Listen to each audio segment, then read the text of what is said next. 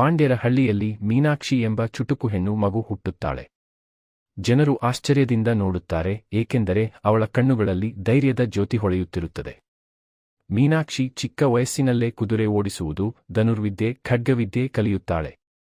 ಅರೆನು ಮಕ್ಕಳು ಆಟವಾಡುತ್ತಿದ್ದರೆ ಮೀನಾಕ್ಷಿ ಕಸರತ್ತು ಮಾಡುತ್ತಿರುತ್ತಾಳೆ. ತಂದೆ ರಾಜ ಮರಣ ಹೊಂದುತ್ತಾರೆ. ಮಹಾರಾಜನಿಲ್ಲದೆ ಸಭೆಯಲ್ಲಿ ಗೊಂದಲ. ಎಲ್ಲರೂ ಯಾರು ಮುಂದಿನ ರಾಜ ಎಂಬ ಪ್ರಶ್ನೆಯಲ್ಲಿ ತೊಡಗಿದ್ದಾರೆ.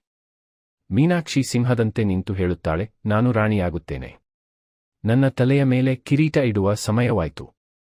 ಮೀನಾಕ್ಷಿ ಮಕ್ಕಳಿಗೆ ಶಾಲೆ ಪ್ರಾರಂಭಿಸುತ್ತಾಳೆ, ರೈತರಿಗೆ ಸಹಾಯ ನೀಡುತ್ತಾಳೆ, ನ್ಯಾಯವಿಲ್ಲದವರಿಗೆ ನ್ಯಾಯ ಕೊಡುತ್ತಾಳೆ. ಪ್ರಜೆಗಳು ಅವಳನ್ನು ಪ್ರೀತಿಯಿಂದ ನೋಡುತ್ತಾರೆ. ಆಕ್ರಮಣಕಾರರು ಬರುವಾಗ ಮೀನಾಕ್ಷಿ ಸೈನ್ಯದ ಮುಂದಿರುವಳು. ಕವಚ ತೊಟ್ಟು, ತಲವಾರ ಹಿಡಿದು ಧೈರ್ಯದಿಂದ ಸೆನೆಗೆ ಮಾರ್ಗದರ್ಶನ ಕೊಡುತ್ತಾಳೆ. ಯುದ್ಧದ ನಂತರ ಜನರು ಮೀನಾಕ್ಷಿಗೆ ಪೂಜೆ ಸಲ್ಲಿಸುತ್ತಾರೆ. ಅವರು ಅವಳನ್ನು ದೃಢದೇವಿ ಎಂದು ಕರೆಯುತ್ತಾರೆ, ಶಕ್ತಿ ಮತ್ತು ನೀತಿಯ ಚಿಹ್ನೆ. ಮೌಲ್ಯಬೋಧನೆ. ರಾಜಕೀಯ, ಧೈರ್ಯ ಮತ್ತು ಸೇವೆಯ ಶಕ್ತಿ ಹೆಣ್ಣು ಮಗುವಿನಲ್ಲೂ ಅಡಗಿರುತ್ತದೆ. ಅವಕಾಶ ಕೊಟ್ಟರೆ ರಾಣಿಯೂ ದೇವಿಯೂ ಆಗಬಹುದು.